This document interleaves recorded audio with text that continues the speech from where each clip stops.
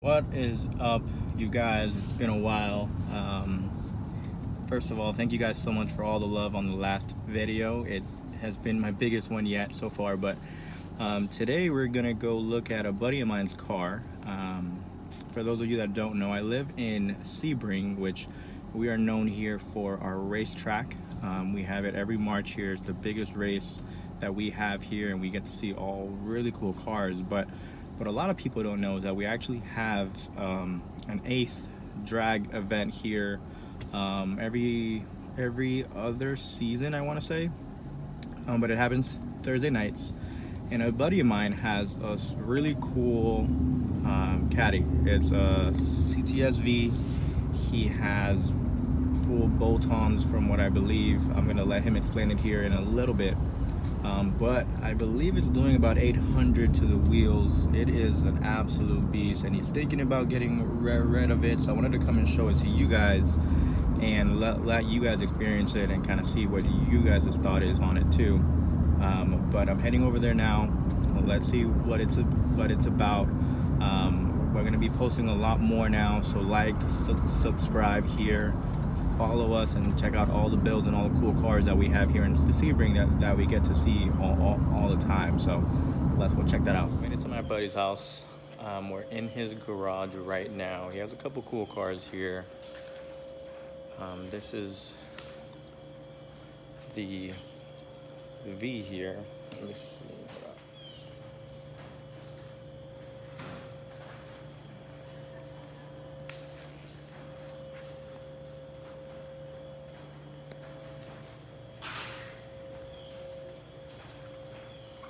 Yeah, let's do a cold start.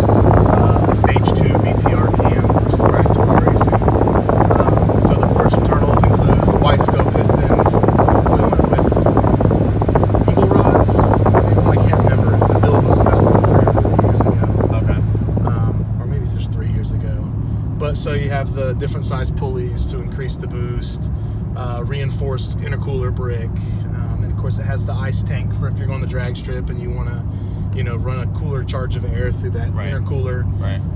But day to day that adds extra capacity. So when you're talking about heat recovery, like I monitor all that here, you look for the differential between your actual intake and the intake on the engine to see that differentiation between actual air coming in the car and what's going into the motor. And you ideally would love to have about a 20-degree differential. Okay. So anything there is good because the hotter it gets when you're racing, the more it's going to pull timing. Right.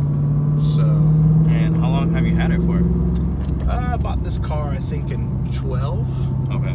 So I've been the owner of this car for a long time. When I bought it, it had 40, maybe 38,000, I think. And now let's see right here if I can pull up the. There's a lot of buttons over here.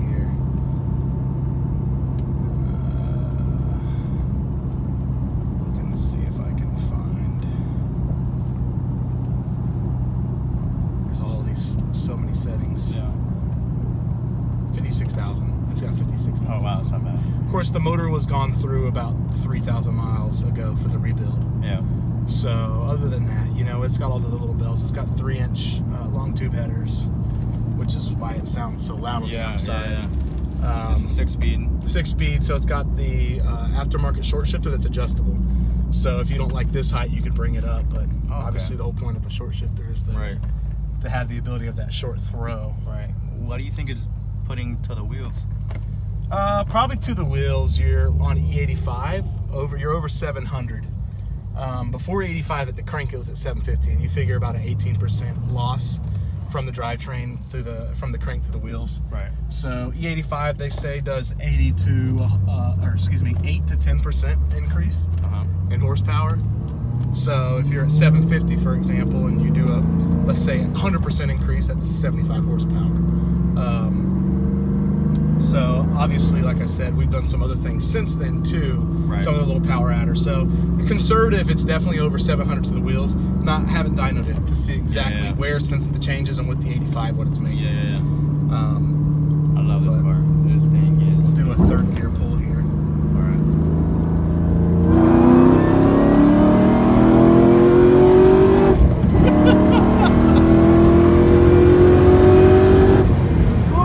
And as you can see, it just keeps pulling. It doesn't. I can't breathe. I was losing my air there. It doesn't. Oh my God. It doesn't stop pulling. So it does a good job. That is fun. Wow, it's a lot of fun. I think that might be faster. It feels faster than the Hellcat does. Yeah, I would say, especially you're not losing some of that like you do with an automatic. Having the manual definitely helps. Yeah. But you have, I mean, the Hemi's a great engine. Yeah, it is. It's very, very torquey.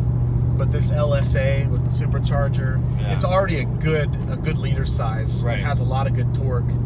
And then you throw a supercharger on that and give it 15 pounds of boost, and it really responds. Right. It responds very well. Right. So, on my last video, I was driving the 392, and it was amazing. We had a lot of fun on that, and it gives you the same feeling you get on this pool, but this one doesn't stop. No, it doesn't stop, and I'm not a top speed guy, so I've never taken it to. I don't know when it falls off.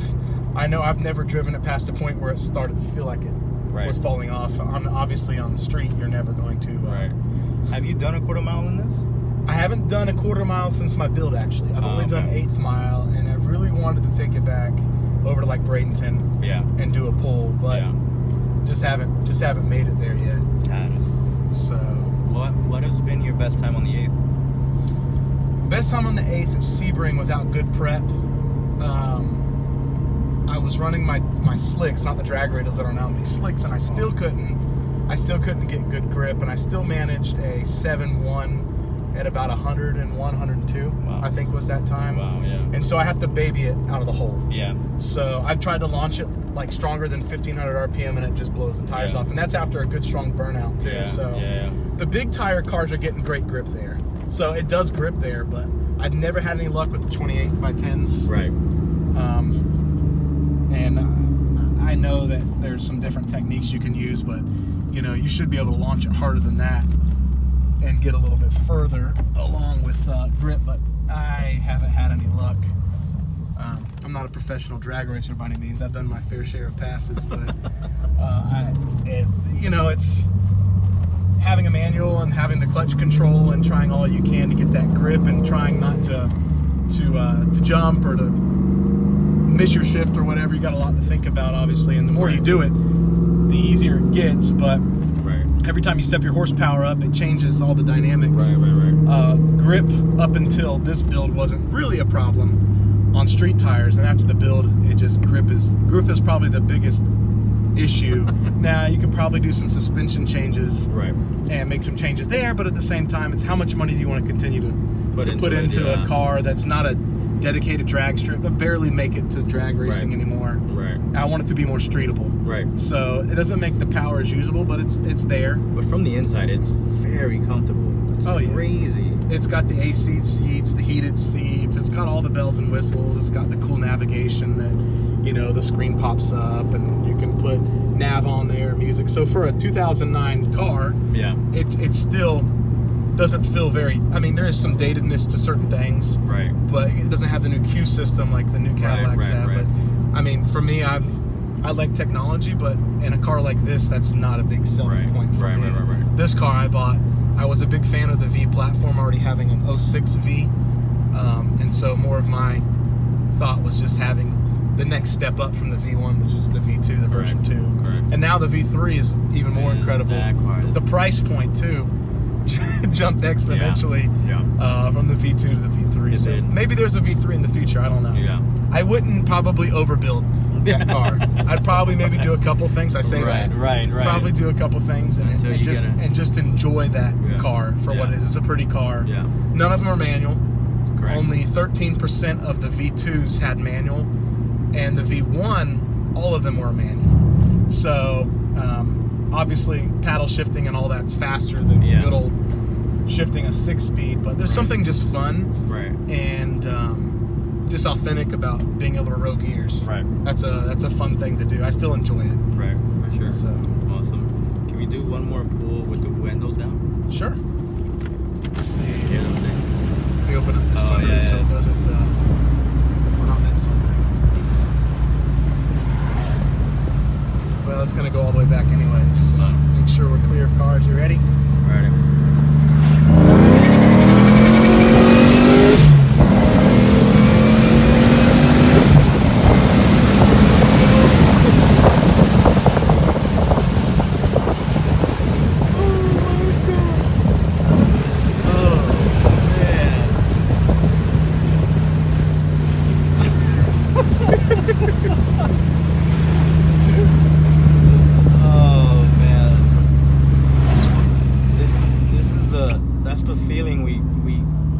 Get excited for as kids, and then when we become adults, you can finally do it, and it's everything you expected. This guy's gonna pull off in front of us. We can do a. Oh man, that was so much fun. We can do a little slow pull from the bottom here if nobody else. So first gear is almost a wasted gear at this point in its life. Yeah. But we'll start from first gear and see if I can. Okay. See if I can get some hook. Hopefully nobody comes up behind us. I want to let this car go by first. Yeah. It's a good thing about being in. There's no point in going from a dead stop because that's not going to work.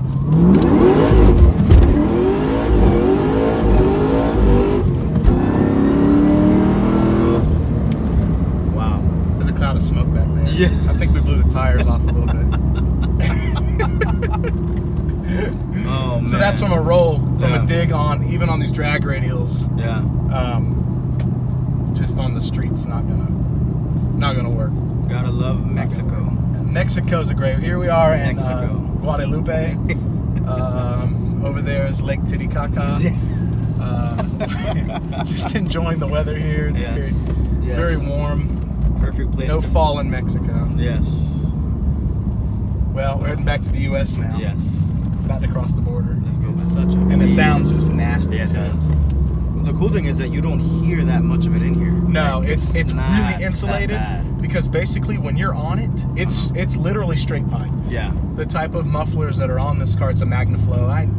Everybody has an opinion on the muffler. It didn't really bother me so much to go with every different brand. They all have a different sound. They all sound good. Right. They sound good throaty growl. That's all I want. Yeah. But depending on, you can listen to 100 different clips of different setups, but depending on the headers you have, and if you're running cats, and if you're running resonators, and if you're running this setup and that setup. So having a straight 3-inch long tube, no cats, no resonators, the MagnaFlow, when it's sitting there idling, is doing a lot of muffling, but wide open throttle, it passes straight through. Wow. So that's why it's so loud at wide open throttle. It's basically straight pipe. Right.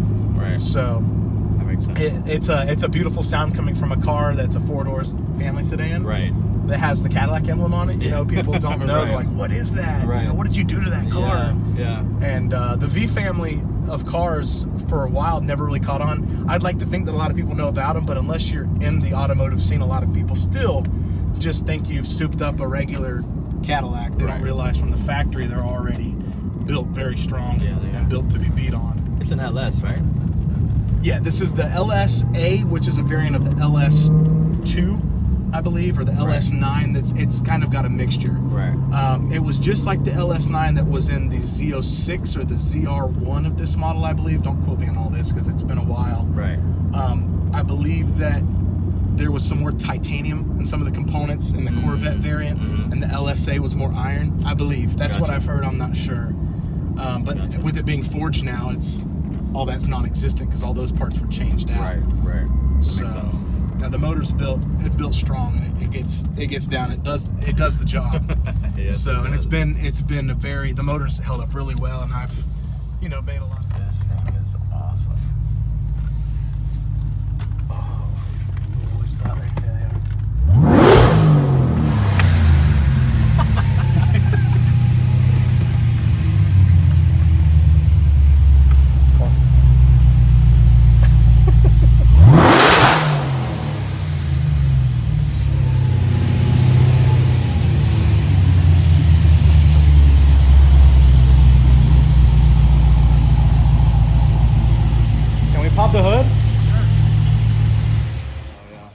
greasy under here. I mean, it's been touched not too long ago. I went in there and changed the spark plugs out and the wires.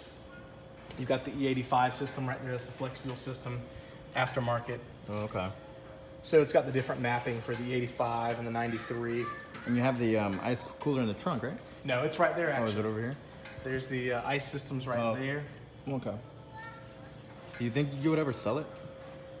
I would sell it. Yeah? You ready to buy it? Maybe. After that ride. Oh, It's a very man. street capable car. I mean, it's been taken care of. It's always been garage, as you can see. Right.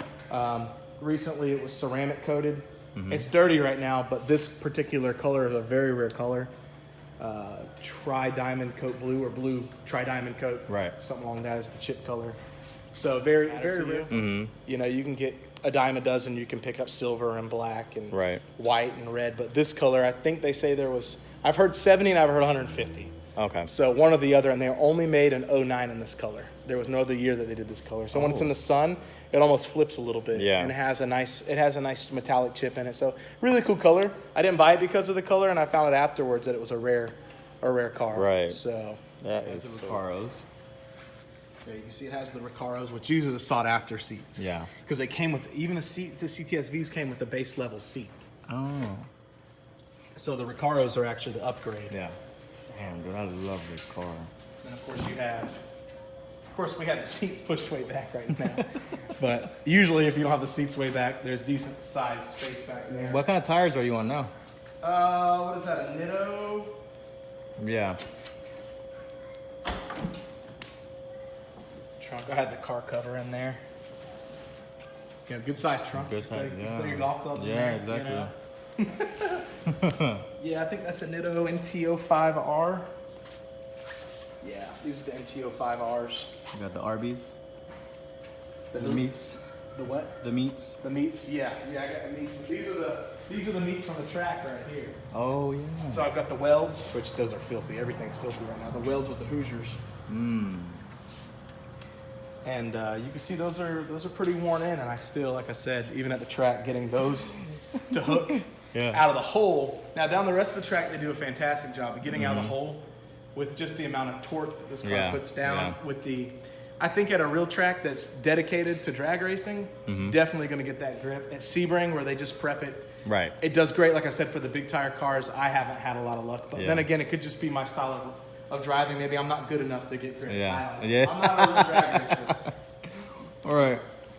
So let's see what happens, but I really love this car. Let me know what you guys think in the comments, and we'll see what happens with this one. Remember, like and subscribe, and we're gonna put a lot more content on there like this here, and we'll see where it goes. Have to come back and check out